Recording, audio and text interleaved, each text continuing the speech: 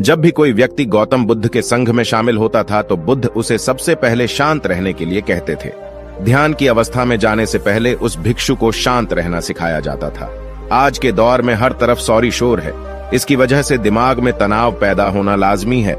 ऐसे में अगर आप हर रोज कुछ देर मौन रहने का अभ्यास करते हैं तो इससे आपके तनाव पैदा होने वाले हार्मोन के लेवल में कमी आती है। इससे आपका दिमाग शांत होता है, गुस्सा नियंत्रित रहता है और तनाव बढ़ाने वाले हार्मोन्स का लेवल घटता है। आज के इस वीडियो में हम जानेंगे कि किन मौकों पर हमें शांत रहना है और किन मौकों पर हमें बोलना है और शांत रहने से हमारे अंदर क्या बदलाव आ सकता है। दोस्तों, संध्या काल का समय था। गुरु अपने सभी शिष्यों को बुलाते हैं और कहते हैं, कल सुबह सब लोग नदी में स्नान करने के बाद तुरंत हमारी कुटिया के सामने उपस्थित हो जाना। सभी इसी से हैरान रह जाते हैं कि हम लोगों ने कुछ गलती की है क्या, लेकिन गुस्से से यह कहते हैं कि हो सकता है कि गुरुजी कल सुबह कुछ अच्छी बात बताने वाले हैं। सब लोग रात को सही समय पर सो जाते हैं और सुबह उठकर सभी लोग नदी में स्नान करने के बाद वापस गुरुजी के सामने उपस्थित हो जाते हैं। गुरु कहते हैं, आज हम तुम सबको चुप रहने के फायदे के बारे में बताऊंगा। गुरु कहते हैं, 10 मौके जहां पर चुप रहने से होता है लाभ और बोलने से नुकसान। गुरु कहते हैं, अगर आप इन 10 मौकों पर शांत हो गए यानी मौन हो गए तो आप जो चाहेंगे वही मिल जाएगा। आपकी जिंदगी में चमत्कारिक बदलाव शुरू हो जाएंगे। जरूरत से ज्यादा बोलना या चुप रहना दोनों ही अच्छी बात नहीं है। जैसे जरूरत से ज्यादा बारिश हो जाना या फिर धूप दोनों ही दिक्कत देती है, उसी तरह अनावश्यक बोलने से भी काफी नुकसान होता है। गुरु कहते हैं कि पहला ऐसा मौका जहां पर व्यक्ति को चुप रहना चाहिए, बिना तथ्य के ना बोले। गुरु ने कहा, अगर आपके पास कोई तथ्य नहीं है तो वहां चुप रहने में ही भलाई है। चुप बैठने से दिमाग में नई कोशिकाओं का निर्माण होता है और इससे ज्ञान की वृद्धि होती है। बोलने में भलाई वही है जहां आपको किसी चीज के बारे में पूरा ज्ञान हो। अगर आप बिना तथ्य के कहीं बोलते हैं या फिर बेवजह बोलते हैं तो आपका वहां मजाक भी बन सकता है। अगर आपके पास पर्याप्त जानकारी नहीं है, ऐसी जगह पर बोलने से आपका मजाक तो बनी रहेगी, साथ ही साथ लोगों का भरोसा भी आपसे उठने लगेगा। इसलिए ऐसी जगह पर शांत रहो जहां तुम्हें पता ना हो कि क्या बोलना है क्या नहीं। कई बार कुछ लोग ऐसे होते हैं जो हर जगह अपनी उपस्थिति बताने लगते हैं। उन्हें पता नहीं होता है कि हमें क्या बोलना है, लेकिन फिर भी बोलते जाते हैं और फिर बाद में दूसरे लोग उनके जाने के बाद उनका मजाक उड़ाते हैं। जब तक आपको उस तथ्य के बारे में अच्छा ज्ञान नहीं है, उसके बारे में पता नहीं है, तो वहां चुप रहना ही ज्यादा समझदारी है।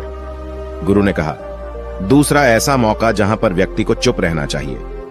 शब्दों से न पहुंचे ठेस। अगर आपके शब्द किसी को मानसिक ठेस पहुंचा रहे हैं तो वहां चुप हो जाना चाहिए।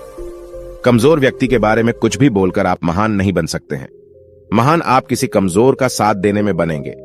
कई बार होता है कुछ लोग अपने से छोटे व्यक्ति को भला बुरा कहते रहते हैं। सामने वाला इंसान तो कद से आपसे छोटा है, वह आपको कुछ नहीं बोलेगा, लेकिन आप उसकी नजरों में गिरते चले जाएंगे। हो सकता है कि कल वह भी आपसे पद में बड़ा हो जाए। पद में आपसे जब वह बड़ा हो जाएगा तो आज जो रवैया आपका उसके साथ है, आने वाले समय में वह भी आपके साथ वही करेगा। आप किसी को नीचा दिखाकर बड़ा नहीं बन सकते हैं।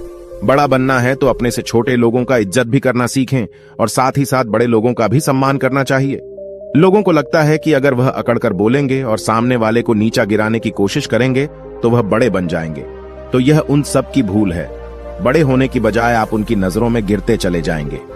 गुरु ने आगे कहा, इसलिए शिष्यों, तुम सब जब भी बोलना आदर भाव से बोलना, ताकि तुम्हारी बात लोगों को अच्छी लगे। बोलने में भाई बहन, माता पिता, मित्र इत्यादि संबोधन शब्दों का इस्तेमाल जरूर करना। इससे तुम्हारी मान प्रतिष्ठा तो बढ़ेगी ही, साथ ही साथ लोगों की नजरों में तुम समझदार व्यक्ति बनते जाओगे। गुरु ने आगे कहा, तीसरा मौका जहां पर व्यक्ति को चुप रहने में ही भलाई है।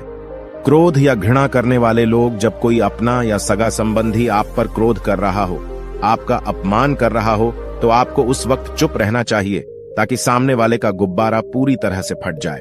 आप यदि सही हैं तो उसे कतई माफीनामा गए और चुप रहकर ही सही समय का इंतजार करें। वह खुद आपसे माफी मांग लेगा जब उसे अपनी गलती का एहसास हो जाएगा।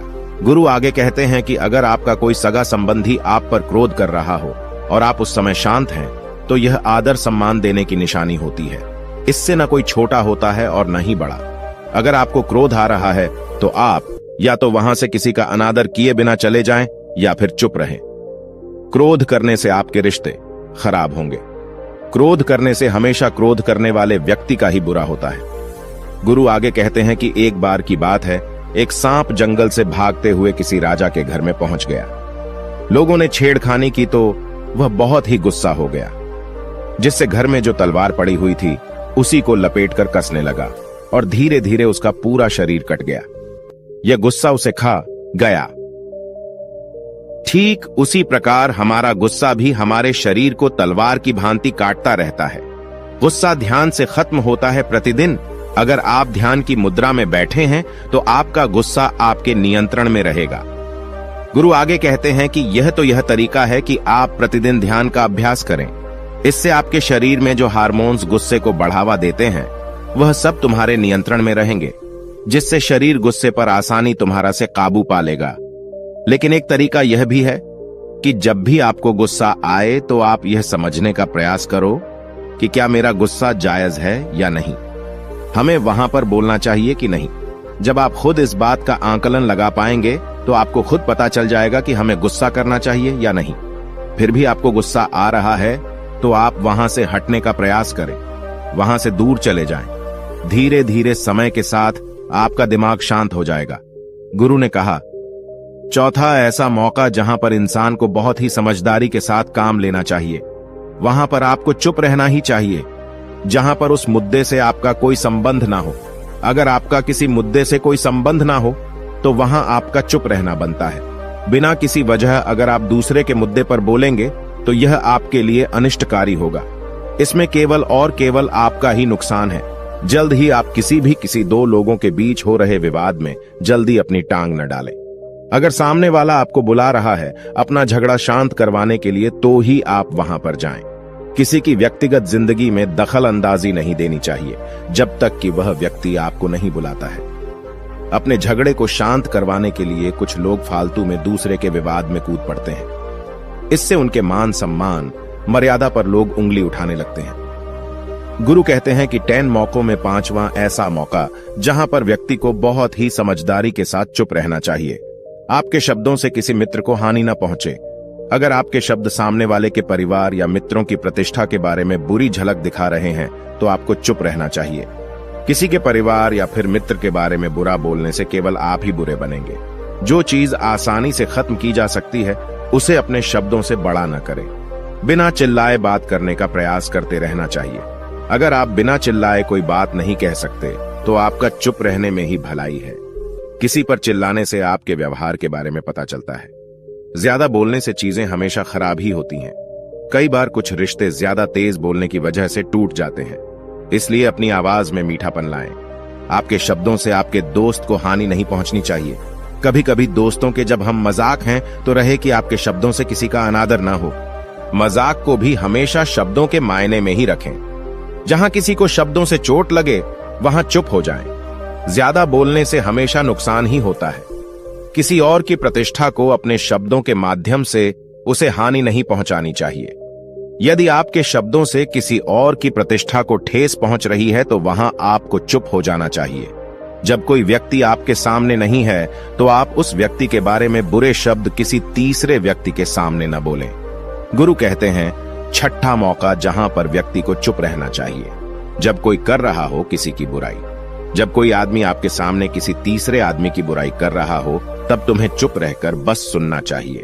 अपनी राय व्यक्त नहीं करना चाहिए, क्योंकि जो आज आपके सामने किसी तीसरे की बुराई कर रहा है वह कल किसी और के सामने आपकी बुराई भी कर सकता है। यदि आपने कुछ कहा है तो नीति शास्त्र के अनुसार जो अपने मुंह को बंद रखता है और बुद्धि से काम करता है वही इंसान समझदार होता है। बिना जरूरत के बोलना, किसी के बारे में किसी के बीच में बोलना यह गलत बात है। कभी कभी हमारे लिए बुद्धिमानी इसी में होती है कि हमें अपना मुंह ऐसी जगह पर नहीं खोलना चाहिए। गुरु आगे कहते हैं कि 10 मौकों में 7वां ऐसा मौका जहां पर व्यक्ति को चुप रहना चाहिए, जब कोई नहीं समझे आपकी भावना। यदि आपको लग रहा है कि कोई व्यक्ति आपकी भावना, दुख या परेशानी को शब्दों में नहीं समझ रहा है, यदि आपको लग रहा है कि सामने वाला व्यक्ति आपकी भावना या दुख को या आपकी जो परेशानी है उसको वह समझ नहीं पा रहा है या समझने का प्रयास ही नहीं कर रहा है या वह आपको ध्यान से सुन ही नहीं पा रहा है, तो ऐसे व्यक्ति के सामने आप चुप ही रहें, क्योंकि ऐसे लोगों को आपकी भावना या दुख से कोई मतलब नहीं होता है। ऐसे लोगों को अपना राज बताकर आप पछताएंगे ही बाद में। इसलिए हर किसी को अपने मन की बात नहीं बतानी चाहिए। अगर आपको लग रहा है कि सामने वाला आपकी बात को नहीं समझ पा रहा है, आपकी भावनाओं को नहीं समझ पा रहा है, तो वहां पर आपको नहीं बोलना चाहिए, क्योंकि आज में आपका मजाक ही बन जाएगा जब आपको लगने लगे कि सामने वाला आपकी भावनाओं को ठीक तरीके से समझ रहा है, आप जो कह रहे हैं वह ठीक से सुन रहा है, तभी आप उसे अपनी बात कहें। गुरु कहते हैं कि 8वां मौका जहां पर आपको चुप रहना चाहिए, जब कोई इंसान अपना दुख व्यक्त करे। यदि कोई इंसान अपने दुख या परेशानी को आपको बता रहा है, तो इसका मतलब यह है कि वह आपको अपना समझ रहा है। ऐसे में तुरंत ही उसे समाधान बताने के बजाय चुप रहकर उसके दुख या समस्या को सुने। उसके दुख या समस्या को किसी और को न बताएं। वह इसलिए नहीं बता रहा है कि उसकी समस्याओं का समाधान कर देंगे, बल्कि वह इसलिए भी बता रहा है कि सामने वाला उसकी बात को समझ रहा है। कई बार बताने से दुख कम हो जाते हैं। आपको अपना दुख इसलिए बता रहा होगा कि उसे लग रहा है कि आप उसकी बात को समझ रहे हैं। दुख बांटने से कम हो जाता है। इसलिए जब कोई व्यक्ति अपना दुख आपसे व्यक्त करे, तो आप चुप मारकर उसकी बात को बहुत ही ध्यान से सुने, ताकि उसके दुख कम हो जाएं।